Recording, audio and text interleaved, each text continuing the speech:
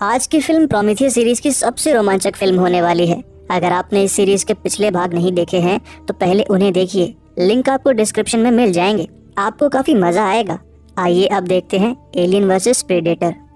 Film शुरू होती है 10 अक्टूबर 1904 को अंटार्कटिका में बने एक व्हेल पकड़ने वाले स्टेशन से, जहां एक आदमी बेतहासा भाग रहा होता है बचने के लिए, जैसे कोई उसके पीछे लगा हो। भागते भागते वो एक रेस्टोरेंट में घुस जाता है। तभी उसे एहसास होता है जैसे कोई उसके पीछे है। वो अदृश्य अवस्था में एक प्रीडेटर था। फिर वो प्रीडेटर अदृश्य अवस्था से बाहर आ जाता है। उसके हाथ में एक तेज धारदार हथियार था। वो उस आदमी पर निशाना साधता है। तभी आदमी के बगल से अचानक एक एलियन निकलकर उस प्रीडेटर पे हमला कर देता है। फिर कहानी 100 साल आगे बढ़ती है। उस घटना के 100 साल बाद 3 अक्टूबर 2004 को पृथ्वी का चक्कर लगाता वेलेंट कॉर्पोरेशन का सैटेलाइट उसी व्हेल पकड़ने वाले स्टेशन के नीचे की धरती की फोटोज खींचता है। जैसे ही वो फोटोज अमेरिका में वेलेंट कॉर्पोरेशन के सैटेलाइट स्टेशन पे प्राप्त होती हैं, वहां के वैज्ञानिकों में हड़कंप मच जाता है। फिर सुदूर नेपाल की पहाड़ियों में एलेक्सा को पर्वतारोहण करते दिखाया जाता है। जब वो पहाड़ चढ़ रही होती है तब उसे वेलेंट कॉर्पोरेशन के प्रतिनिधि मैक्सवेल का फोन आता है। वो एलेक्सा को बताता है कि मिस्टर वेलेंट एलेक्सा के फाउंडेशन को 1 साल का फंड देना चाहते हैं और इसके बदले में वो उससे कल मिलना चाहते हैं। एलेक्सा कहती है कल मिलना संभव नहीं है क्योंकि पहाड़ से नीचे आने में उसे 1 हफ्ता लगेगा। मैक्सवेल कहता है कि मिस्टर वेलेंट 1 हफ्ता इंतजार नहीं कर सकते हैं। तभी एलेक्सा चोटी पर पहुंच जाती है तो वहां पे मैक्सवेल वेलेंट कॉर्पोरेशन का हेलीकॉप्टर लिए पहले से उसका इंतजार कर रहा था। फिर मैक्सिको का एक सुदूर ग्रामीण क्षेत्र दिखाया जाता है जहां सेबेस्टियन नामक आर्कियोलॉजिस्ट खुदाई कर पुराने बेशकीमती खजाने की तलाश कर रहा होता है। लेकिन उसके हाथ लगती है 50 के दशक की एक पेप्सी कोला की बोतल का ढक्कन।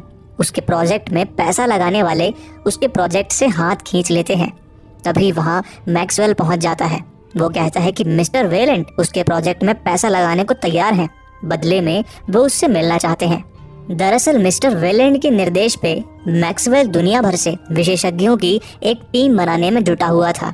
सारे विशेषज्ञों को दुनिया भर से वेलेंट कॉर्पोरेशन के एक बहुत बड़े जहाज में एक गुप्त मीटिंग के लिए इकट्ठा किया जा रहा था। फिर मिस्टर वेलेंट उस मीटिंग को संबोधित करते हुए कहते हैं कि आज से करीब 7 दिन पहले उनका एक सैटेलाइट अंटार्कटिका के ऊपर से जमीन के नीचे खनिज पदार्थों को ढूंढ रहा था। तभी उनके सैटेलाइट ने अचानक जमीन के नीचे एक हीट सिग्नेचर को पकड़ा। जमीन के नीचे उस क्षेत्र की थर्मल मैपिंग से उन्हें वहां जमीन के नीचे एक बहुत ही बड़ा पिरामिड होने की पुष्टि हुई है। उस पिरामिड में कई 100 कमरे हैं और उस पिरामिड का केंद्र जमीन के नीचे बना हुआ है।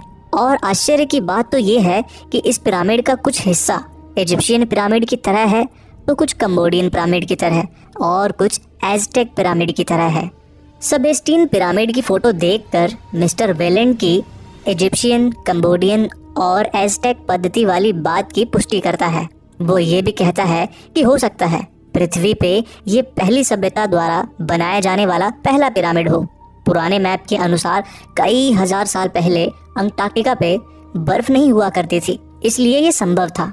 मिस्टर वेलेंट आगे बताते हैं कि ये पिरामिड बर्फ के नीचे एग्जैक्टली 2000 फीट की गहराई में है।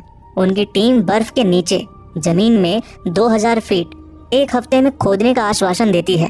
क्योंकि एलेक्सा बर्फीली पहाड़ियों और क्षेत्रों में माहिर थी, इसलिए उसे इस मिशन का लीडर बनाया जाता है। उसी रात चंद्रमा के समीप एक प्रीडेटर स्पेसशिप के अंदर 3 प्रीडेटर्स ठीक उसी पिरामिड का निशाना साध के एक तीव्र लेजरनुमा किरण पृथ्वी पे छोड़ते हैं। उधर विशेषज्ञों की टीम उस व्हेल पकड़ने वाले स्टेशन पे पहुंच जाती है जो पिछले 100 साल से वीरान पड़ा था। सैटेलाइट के अनुसार वो पिरामिड ठीक उस व्हेल स्टेशन के नीचे था।